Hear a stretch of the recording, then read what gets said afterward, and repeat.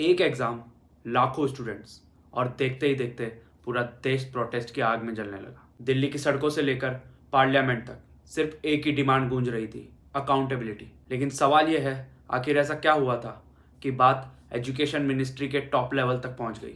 आज हम शुरुआत से हर फैक्ट, हर टाइमलाइन और हर मेजर फैक्टर को समझेंगे। आखिर शुरुआत कहां से हुई? NEET, national eligibility cum entrance test, ये इंडिया के सबसे बड़े एंट्रेंस एग्जाम्स में से एक है। कोचिंग्स में लाखों रुपए फीस देने के बाद लाखों स्टूडेंट्स इस एग्जाम की तैयारी करते हैं और अपने फ्यूचर को इस एग्जाम पर दांव पे लगाते हैं। नीट 2026 के एग्जाम होने के बाद कुछ ही दिनों में अलग अलग जगह से पेपर लीक होने की खबर आने लगी और एग्जाम इंटीग्रिटी को लेकर सवाल उठने लगे। सोशल मीडिया पर क्वेश्चन पेपर और आंसर कीज सर्कुलेट होने के दावे होने लगे। इसके बाद सभी स्टूडेंट्स इस मुद्दे को लेकर सवाल करने लगे और सरकार से ट्रांसपेरेंसी की मांग करने लगे। हालांकि 2026 से पहले भी नीट का पेपर लीक होने की खबरें आती रहती थी, मगर इस बार बच्चों ने जागरूकता दिखाई और सरकार से सवाल करने लगे। प्रोटेस्ट कब शुरू हुआ? शुरुआत ऑनलाइन कैंपेन से हुई। फिर स्टूडेंट्स ने एक्स यानी कि ट्विटर, इंस्टाग्राम और टेलीग्राम जैसे प्लेटफॉर्म पर अपनी बात रखी। धीरे धीरे ऑफलाइन प्रोटेस्ट भी शुरू हो गया। सीजेपी के फाउंडर अभिजीत दिपके, जिन्होंने इस मुद्दे को गंभीरता से लिया और स्टूडेंट्स का सपोर्ट किया।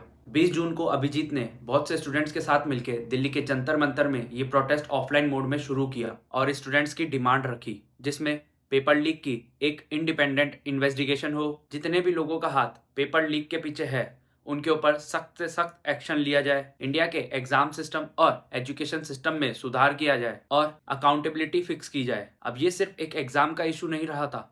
स्टूडेंट्स का कहना था कि अगर कॉम्पिटिटिव एग्जाम्स पर से भरोसा टूट गया तो पूरे एजुकेशन सिस्टम के क्रेडिबिलिटी पर सवाल खड़े हो जाएंगे। फिर आता है 28 जून 2026 का दिन, जिस दिन स्टूडेंट्स को और इस प्रोटेस्ट को सोनम वांगचुक जी का सपोर्ट मिलता है और इस प्रोटेस्ट को सपोर्ट करने के लिए सोनम वांगचुक हंगर स्ट्राइक पर बैठते हैं। इस प्रोटेस्ट को लेकर गवर्नमेंट का क्या रेस्पॉन्स रहा? जैसे जैसे प्रोटेस्ट आगे बढ़ा, गवर्नमेंट और एजुकेशन मिनिस्ट्री और एनटीए, नेशनल टेस्टिंग एजेंसी, जिसने नीट का पेपर कंडक्ट कराया था, सब पर प्रेशर बढ़ने लगा। स्टूडेंट्स के सपोर्ट में गवर्नमेंट ने कहा कि पेपर लीक के लिए इन्वेस्टिगेशन होगी और इसके पीछे जो भी होगा उसके ऊपर जल्द से जल्द एक्शन लिया जाएगा। मगर स्टूडेंट्स अपनी बात पर अड़े रहे। स्टूडेंट्स का कहना था इन्वेस्टिगेशन अनाउंस करने से कुछ नहीं होगा, जब तक जिम्मेदारी फिक्स नहीं होगी ये प्रोटेस्ट चलता रहेगा। पर सवाल यह है, दिल्ली का प्रोटेस्ट आखिर इतना बड़ा कैसे हो गया? इस प्रोटेस्ट के जरिए बहुत से स्टूडेंट्स को उम्मीद मिली कि अब शायद इंडिया का एजुकेशन सिस्टम सुधर सकता है। अलग अलग स्टेट्स के स्टूडेंट्स इस प्रोटेस्ट को ज्वाइन करने लगे और